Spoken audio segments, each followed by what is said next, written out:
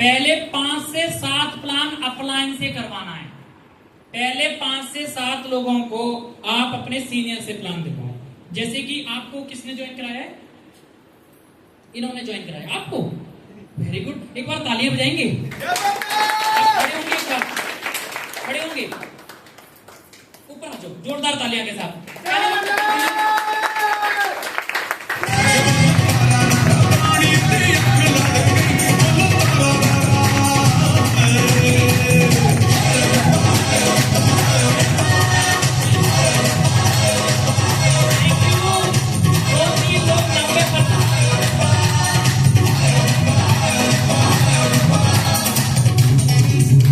जैसे मशीन सुबह खराब होगी वैसे साउंड भी काम करना बंद कर गया। 2-3 लोगों को 90% जोश आ चुका है। 2-3 लोग इधर वालों के एक बार तालियां बजा देंगे उनके लिए। आप भी बढ़ा सकते हैं। लोग कहते हैं लोग जुड़ते नहीं हैं। देखो, जब ये इस उम्र पे आके डीटीएम में खुद भी जुड़ सकती हैं और दूसरी पड़ोसी को जोड़ सकती हैं, तो थोड़ी बहुत तो अपनी भाषा में कहूं तो शर्म कर सकते हैं। जब मरा हुआ इंसान 4 लोगों को बुला लेता है कंधे के लिए, है ना, तो हम जिंदे हैं 4000 लोगों को तैयार कर सकते हैं। Thank you.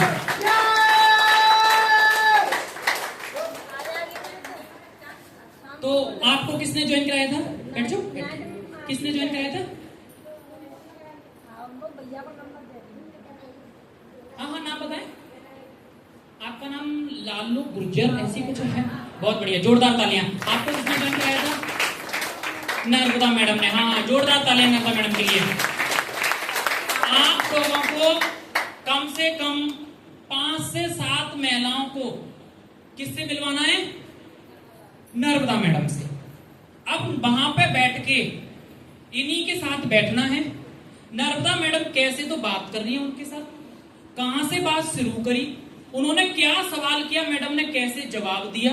ये बात सबके लिए बता रहा हूं मैं, सबका ध्यान रहना चाहिए। ये मत सोचना सर इन्हीं के साथ बात क्यों कर रहे हैं, है ना। अब मैडम ने क्या उनके साथ बात शुरू करी, कैसे बताया, कैसे कंपनी का नाम बताया, कैसे मालिक का बताया, कैसे प्रोडक्ट बताए। ये सारी चीज आपको 5-7 जब उन लोगों को समझाएं तो आपको सीखनी है। सिर्फ कितने लोगों को? 5 से 7। उसके बाद 5 से 7 जो लोग हैं उनको प्लान जो देना है वो आपको मैडम के साथ देना है। मतलब आपको मैडम से बोलना है मैडम आ जाओ, अब मैं समझाऊंगी, आप मेरे साथ बैठना है।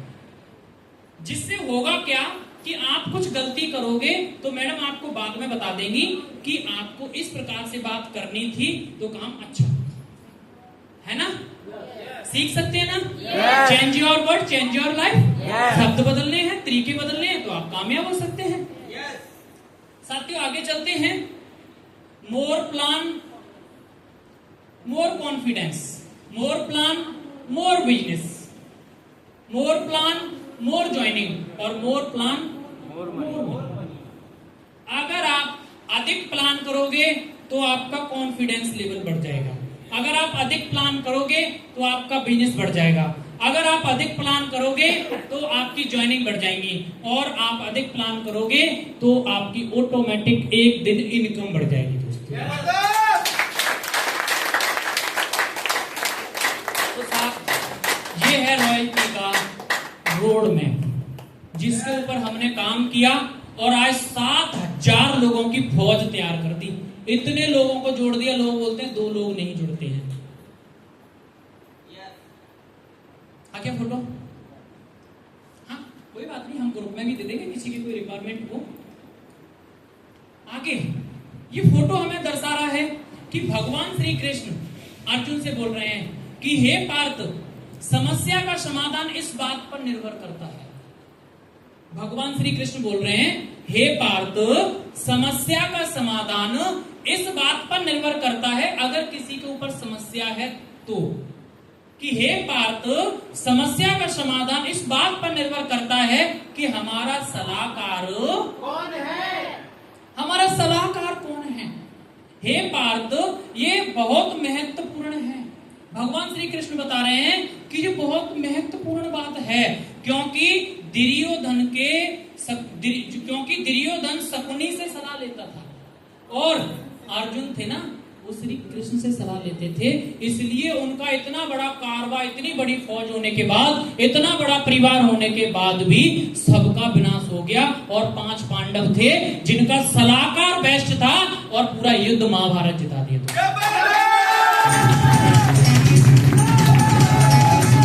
आज आपको भारत की 136-150 करोड़ लोगों में से आपको सब लोगों की आवश्यकता नहीं है, आपको सबसे सलाह लेने की आवश्यकता नहीं है। अपना 1 से 2 गॉड मॉडल ऐसे छांट लो अपने सीनियर, जो आपका बहुत ही महत्वपूर्ण हो, और ऐसा व्यक्ति हो आपका सीनियर जो हमें बेस्ट सलाह देता हो।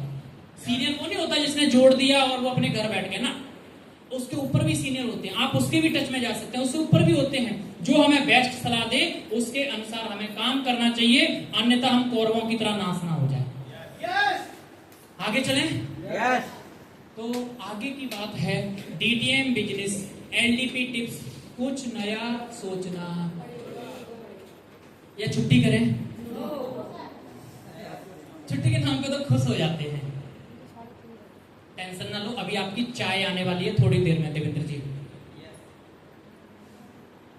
गरम तो होना चाहिए ना, सबको चाय मिलेगी। तो आज हमें बड़ी कामयाबी चाहिए तो हमें कुछ अलग करना पड़ेगा। अगर आप बड़ी कामयाबी चाहते हैं तो हमें कुछ अलग करना। क्या अलग जानना चाहते हैं? वो अलग है क्या? जिसमें जो अलग है वो ये है, कल रात को भी मेरी मैडम इस बात को पढ़ के हंसने लगी है किले के लिए, और मैं उस टाइम पर रात को मैं और मेरी मैडम दोनों बैठ के हम थोड़ी सी स्टडी भी कर रहे थे, तो मेरी मैडम ने ये वाली बात पढ़ ली। कौन सी पढ़ ली?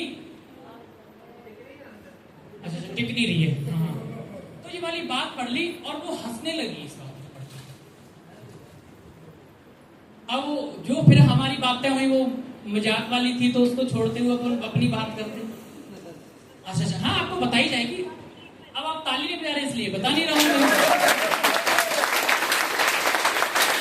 तो बात ये थी कि अगर डीटीएम बिजनेस एलडीपी टिप्स कुछ नया सोचना पड़ेगा। आज हमें बड़ी कामयाबी चाहिए तो हमें कुछ अलग करना।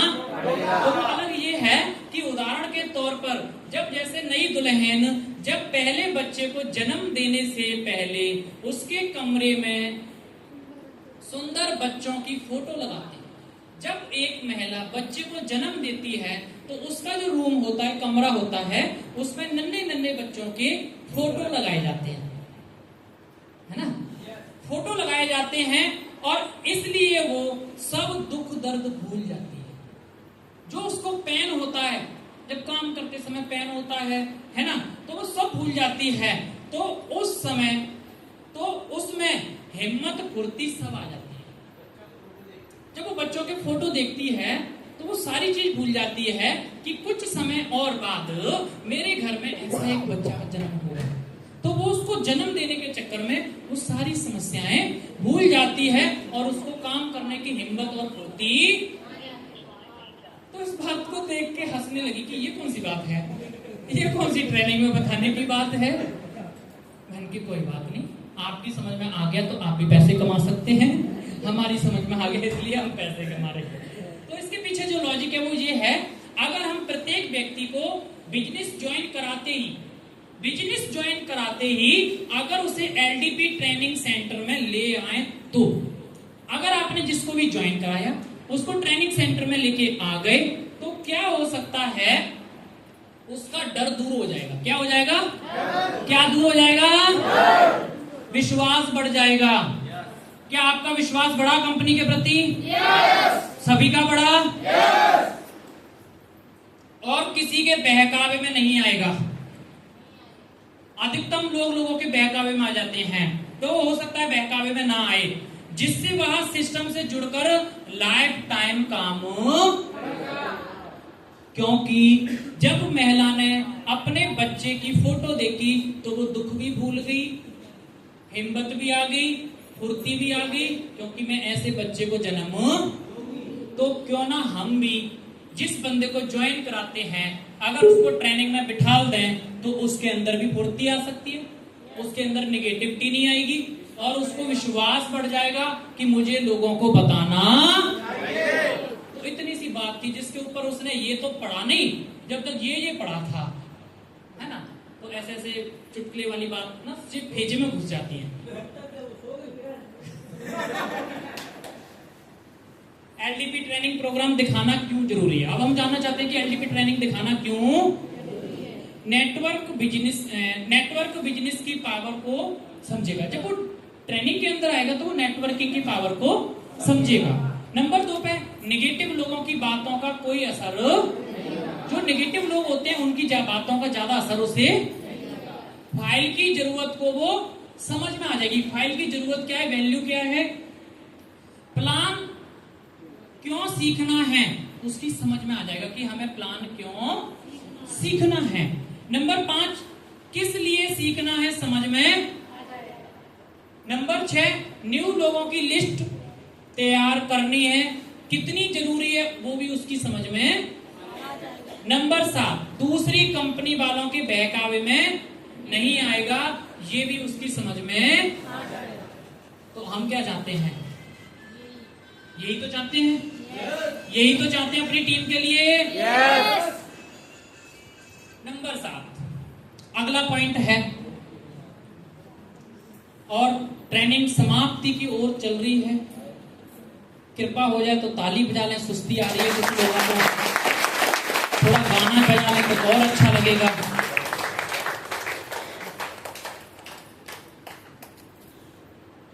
अगली कहानी है 4 अंधों के हाथी की। 4 अंधे होते हैं, क्या होते हैं, क्या होते हैं, और एक गांव में क्या आ जाता है, क्या आ जाता है, क्या आ जाता है, सभी लोग बोलेंगे क्या आ जाता है। तो सारे गांव वाले उसे देखने चले जाते हैं, चलो हाथी देखने चलते हैं, हाथी देखने चलते हैं। और उन्हीं के बीच में उसी गांव में 4 अंधे होते हैं, वो भी बोलते हैं चलो हम भी चलते हैं, हम भी देख के आ जाएंगे। बेचारे देख तो सकते नहीं है पर चलते हैं। वो बेचारे 4 अंधे हाथी के पास आए और सारे गांव वाले तो देख ही रहे थे, उनकी तो आंख थी। अब अंधा बेचारा क्या करे, वो देख नहीं सकते।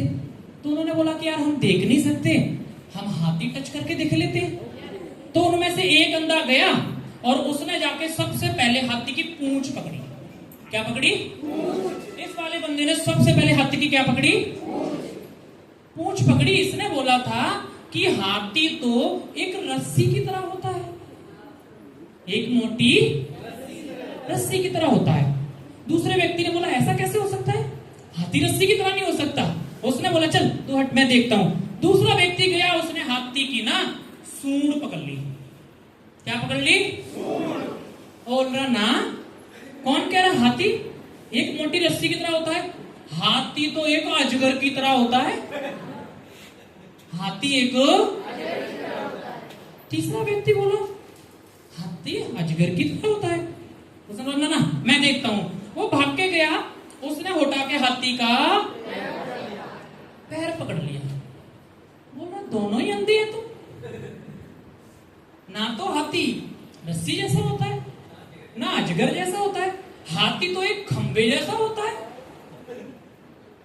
चौथा बोला कि तीनों के तीनों ही अंधे हैं तुम। बोला मैं देखता हूं हाथी। वो बेचारा भागा भागा गया, उसके हाथ में कान आ गया।